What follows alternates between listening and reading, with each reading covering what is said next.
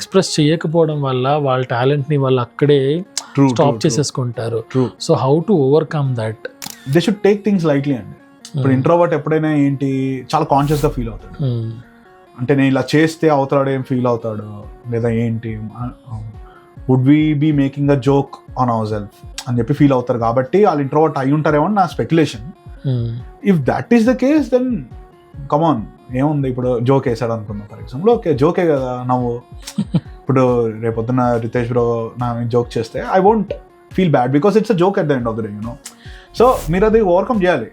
అది ఓవర్కమ్ చేయాలి అంటే you should take your self very lightly. ఏముంది, ఓకే చాలా మంది ఉన్నారు, వరల్డ్ అంతా ఒక ఫంక్షన్ ఉంది, మనం పుట్టాము రోజు పోతాం, ఇది అల్టిమేట్ ఫ్యాక్ట్. ఏమన్నా ఈ గ్యాప్ లో మనల్ని అసలు ఎవడైనా అసలు అంత సీరియస్ తీసుకుంటాడు? ఎవడో తీసుకోడు. We're just trying to be one among the best because no one can ever be the best, you know, because it's very subjective, it varies from person to person. కాబట్టి so don't take yourself too seriously. And అవతల వాళ్ళు నిన్ను judge చేస్తారు అన్న fear అయితే నువ్వు తీస్తే